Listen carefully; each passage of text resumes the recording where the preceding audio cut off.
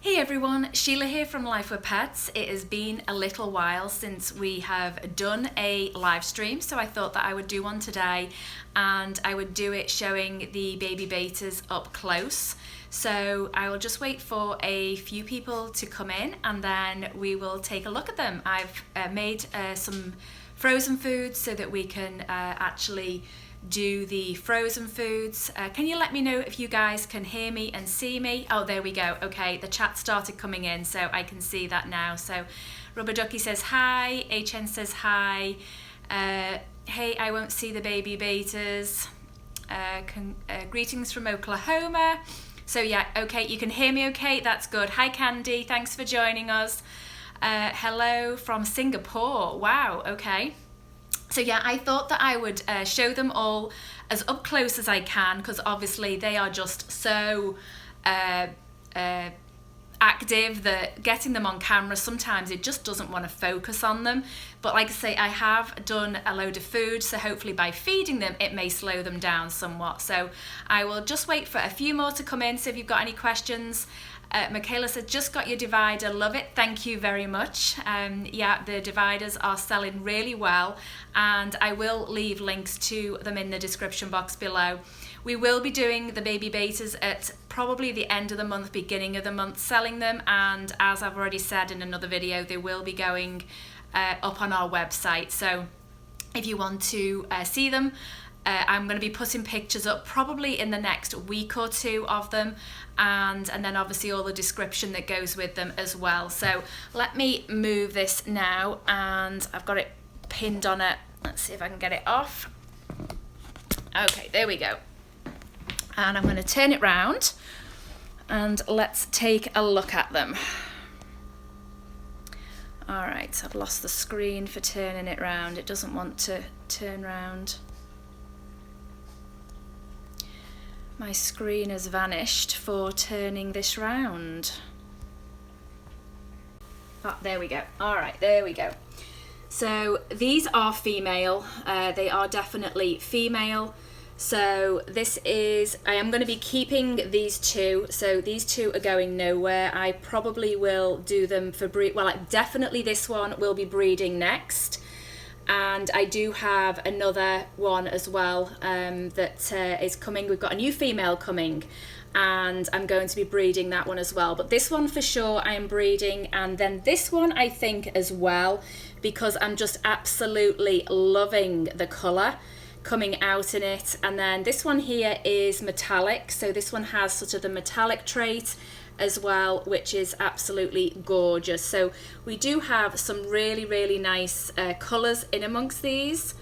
So that is these three, and then in the jars we have, let me see if I can get the lighting maybe a little better, and maybe if I take the card out as well, then hopefully they will see each other and start flaring. And yes, these are babies. They are 4.5, or is it about 4.5 to 5 months old now. So they are just finishing out their growing out before we actually put them up for sale. So we have this one here who doesn't want to be very active. Are you not going to be very active for everybody? Oh, there we go. Have you just woken up? And the other one's just seen as well. So these are two that are sort of red. These have got more of a brighter red in them. And then we have these two here, which one of them is completely cellophane, and then the other one has just a bit of black in the tail on that one. So that is those two. Unfortunately, these jars really distort them. So let me just put that lid back on and see if that helps somewhat. I don't know whether it will or not, but I think they know they're going to be fed. They're due to be fed. So I think it's this one here is the completely cellophane, no colouring at all at this point. And then this one here I think has the black in the tail at this point, so it's just got a little bit of black as well. And then over here we have this one here. I absolutely love this one. It's got a really sort of deep coloured body, and then the fins are a very bright red. Can you ship them to the USA? Prickle Pickle, I am actually in the USA, so it is only USA only. So yes, shipping is USA. So this one here is the largest by far, and absolutely beautiful, beautiful girl. Very, very interactive. Whenever you come near, she just wants to interact with you. This one here was cellophane, and I don't know where it's vanished. Where is it? Oh, here it is. This one here was cellophane, but has now actually gained a lot of colour. And if it puts itself right, you'll be able to see it. But this one has actually got the orange and black markings as well. And then we've got another one here with sort of more of the metallic trait. And you can actually see the difference if you see these two together. The one on the left has a great deal more of the metallic trait than the one on the right. So this one and this one have a much more sort of dark black blue body than the ones that have sort of more of the metallic trait, which is this one here. So Marie says, have you culled any babies? Yes, sadly we did. Unfortunately, that is part of breeding. We did have some that had bent spines and other issues wrong with them. So yeah, we did have to go through that process. A very difficult process if you're choosing to breed. It was a very difficult decision. The babies are about 4.5 months old now. And we're keeping them for about another 2 to 3 weeks, and then we're going to be selling them. I just want to sort of give them some more good food and obviously all the water changes as well. So let me see if with one hand I can feed these. Let me just take the light off this one for a minute and take the top off so as I can get to the tank to feed them better, and then I'll put the light back on so that you guys can see them. All right, there we go. And as you can see, they all stay at the front. Whenever you come near, they're just so interactive because they just know food's coming, or even just to see you. So there's some in here. I'm doing a mixture of brine shrimp and bloodworms. The price range of the babies, I haven't decided yet. Shipping will be $15, but as for the price, I still haven't decided yet, but that will be based on obviously colour and form, and whether they have ventral fins or not, because as you know, some of them don't have ventral fins, so there will be a reduction for that as well. There is nothing with the ventral fins, that is nothing genetic. It was in the process of them being brought up. Nisi, thank you so much. Live stream first thing in the morning. Yes, I did try and do it a little bit later because I know that those on the West Coast are 4 hours behind us, so I did try and do that. Thank you so much. So here's some food for them. I will go back and give them some more food in a few minutes, and then let's do the ones in the jars. The thing with when you are raising babies, you do go through a lot of frozen foods, or a lot of foods just generally. Particularly we are feeding a lot of frozen foods, but they all will eat the pellets, they will eat Repashy gel food, they will eat a very wide variety of frozen foods, so they will be going to the new homes eating, like I say, a very wide variety of foods. So there shouldn't be any problems with them adapting in any way, shape or form. Why wasn't the ventral fins genetic? It's ventral fin loss is usually attributed to bacteria when it comes to using microworms from a very young age. There is a lot of sort of debate on exactly what causes it, but on all the research that I've done, and based off obviously knowing what we did do when we did the breeding, I do think that it was down to the microworms, in that when the microworms go into the tank at a very, very young age, they sit on the bottom of the tank, and that's where the babies sit as well, and so it can cause a bacterial issue that will then basically eat away the ventral fins, and because they're damaged at such a young age, then they don't grow back. So it doesn't really affect them in any way, especially now if it was a long fin beta like a beta splendens. These are placat betas. If it was a long fin beta, then it possibly would be an issue more just from a swimming standpoint, because the ventral fins do actually sort of help propel them to the top of the surface. of the water, but however, because these are the placat bettas, then it's not really an issue to them, because obviously they're not dragging heavy fins as well. So how many gallons are those tub containers? They are 1 gallon grow out jars. They are not permanent homes, they are their grow out jars. And that's what we put them in. I have to water change them every day, so it is a huge commitment. So like say the breeding process, I have really enjoyed it, but I do have to say that it's been a lot of work, and I am going to take a break before we breed again. Do they need a filter? If you're talking about betta fish in general, yes, they do need a filter. If you're talking about these containers, then no, these don't need filters, because I'm doing water changes every day. Every day I'm doing now about between sort of 50 to 60%, and then every other day they get 100%. So like I say, it is a lot of work. Thankfully, I've only got the 4 containers, because we have some in here as well, and obviously the ones in the 20 gallon as well.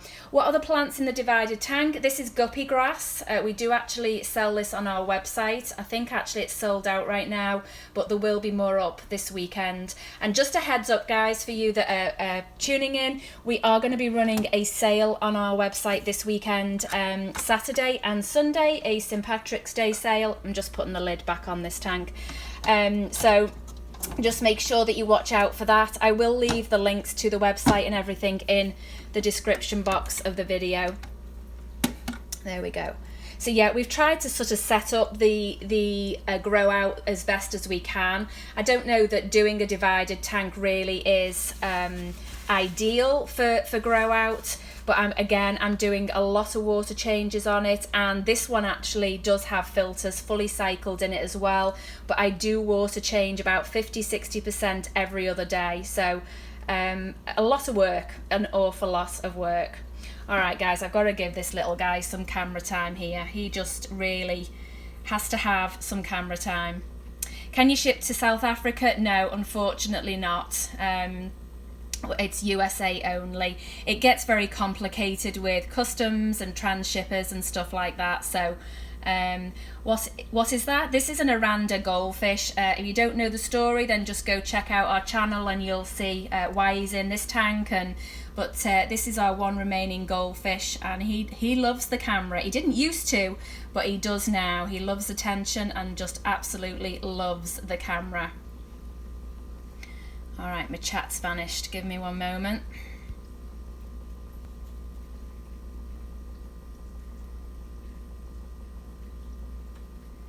Okay, there we go. I've got it back. Yes, he is very cute. He's very large and very cute and eats an awful lot. So his name is Belfin, but yeah, he's gorgeous. Oh, Nisi, you got the underwater river. That is fantastic. Yeah, I absolutely love it. Actually, I'll go and show you guys. We've got a plant growing in one of ours. I'm not sure how it's growing, because obviously it's affected by the thing, but this is the underwater river for those of you that don't know what we're talking about right now. But this is it. Ours actually needs cleaning out, and I do think that the plant is sort of stopping the flow as well. But this huge crypt here has actually started to grow under the plastic. So yeah, I'm not quite sure what we're going to do with that, but I can actually leave a link in the description box for the under river for if there's anybody who wants to take a look at it. How did we get the crypt to grow so big? So many people ask that, and I have got no idea. This tank, we don't do any dosing. I do use root tabs very occasionally. That's another one as well. I do use root tabs, which again I can leave links to. And that's about it. We don't do much with this tank at all. It just looks like it looks right now. It looks really good. But we've had them, the crypts we have had, I think probably maybe 10-12 months. I mean, we have had them for quite a while. How did we create the underwater river? It is actually a kit that we got, and you then just obviously follow the instructions and put it together. I do have a video on it. If you go back and check out the setting up a breeding tank for profit. I think that's the video that we actually set it all up and created this tank. And then the recent one that we've just done is our little, sorry for the glare, the little hobbit house. And again, that was just a recent DIY video that we've just done as well, creating that. So let's see. All right. Thank you, Candy. Yeah, it's funny because a lot of people really like this tank, and I don't really feel I can take any credit for it other than obviously we set it up and we planted it, because we don't do anything with it. It basically just takes care of itself. What tips do you have for getting rid of algae in aquariums? Usually it's either too much lighting, too little lighting, or overfeeding. So if I were you, I'd just play around with, you know, sort of maybe try to your lights off a little, maybe take your lights off. If you've got them on 8 hours, maybe put them for 6 hours. Maybe try and feed a little less, go to feeding every other day just for a week, and just see the difference. And you'll find that you'll find a balance, you know, sort of in the tanks. So, and these guys here are wanting to say hi too as well. So on the left here is Bandit. No, on the right here is Bandit. I actually changed the sides to give them a change of scenery. So is that eco complete? No, that was actually Fluval Stratum. Hi Dev. Say hi to the kiddos for me. Yeah, so Bandit is here on the right. He's actually dad to the all the babies. This is dad. And then Theo, who never ever shows up on camera. This is Theo, and believe it or not, he was a koi, and he was a cellophane with just a few red splotches, and he's ended up completely.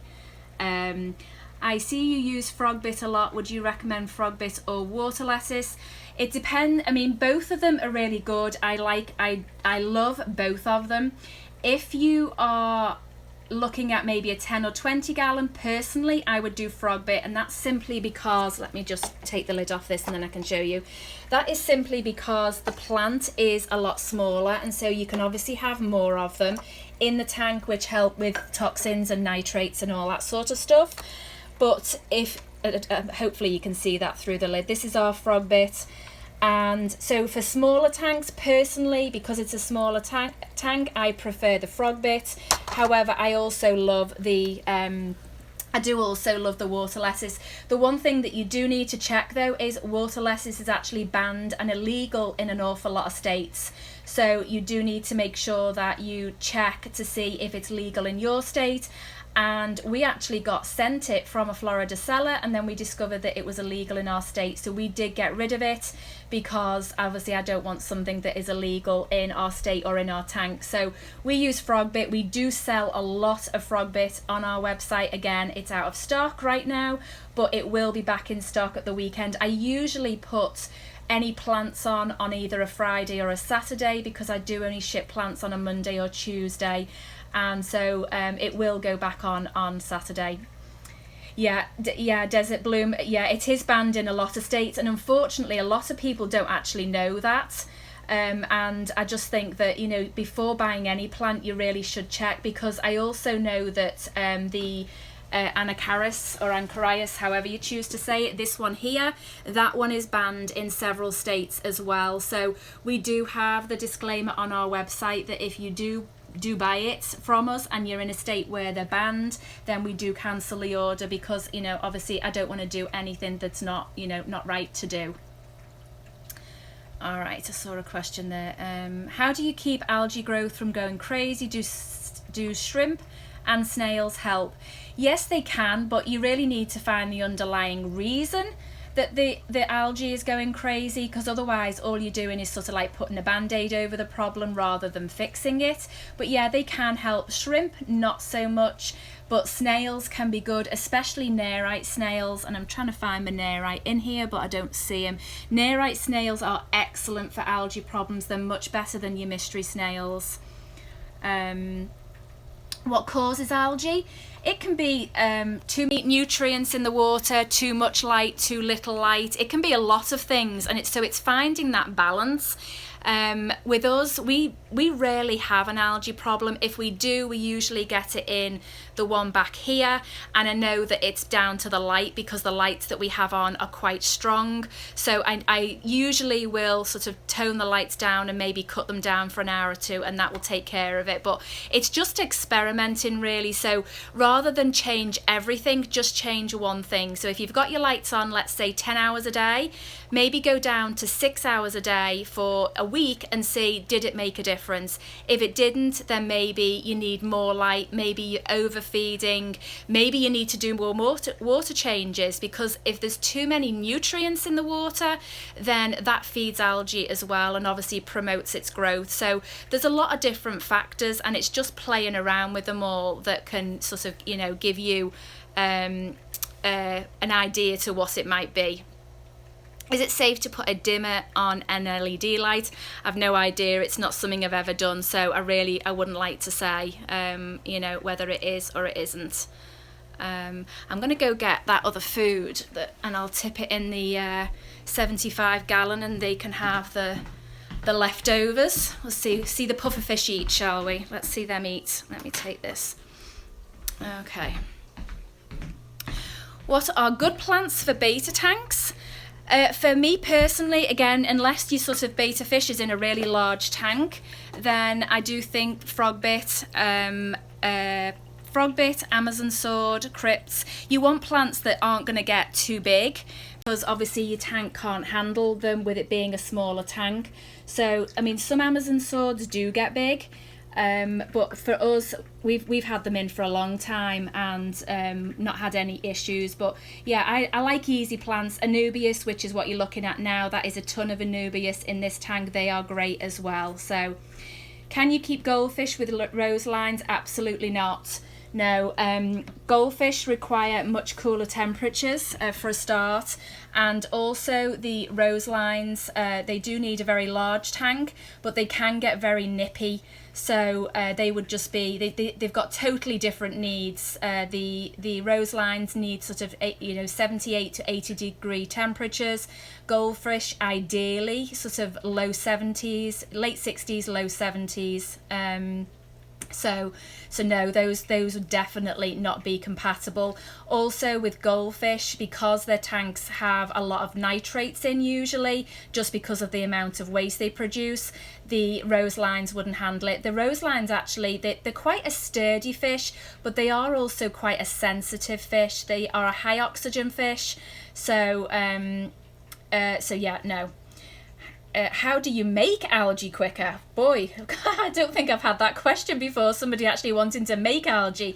Basically leave your lights on and feed the tank like crazy, and then you would end up with a lot of algae for sure in a tank. But yeah, that's a new one, making algae, because usually people are trying to get rid of it. All right, guys, I will just do one last of the babies before we go, and then I'm going to call it a day there. So these are the two that we are keeping, so these two are going nowhere, and then finally all our ones in here who are now stuffed. I'm going to go actually and feed them again. So and he's there again, see, begging, come on, camera on me please, camera on me. He probably wants feeding actually. I'm going to feed him shortly. And then all these guys here too. Do I have any cichlids or Oscars? No, we used to, but we don't have any right now. I really did like them, but you have to have very specific tanks. So yeah, I can't really do live foods for betta fry. Do you have any suggestions? If you can maybe get your hands on the baby brine shrimp that's frozen, that's an option. But otherwise, I really don't know, because we really just did all the live. We did a lot of live foods, especially when they were very young. So yeah, I would say live foods. But if you can maybe, like say, get hold of the frozen baby brine shrimp, that may work as well. So why is guppy grass so hard to find? Do you know, I have got no idea. I did realise that just recently, that I had a look on eBay to sort of see what our pricing was in comparison, and I did find the same thing, that yeah, it is really difficult to find. Is New Life Spectrum food a good food? Yes, yeah, we do like that food, and we use that for our betta fish as their dried pellet food. We also use the fluval bug bites as well. That's another one we use. All right, guys, well, thank you for tuning in and joining us, and thank you so much for all your support. We have actually just hit 27,000 subscribers today as well, so that is another milestone for us, so thank you very much. All right, guys, we will see you on our next video.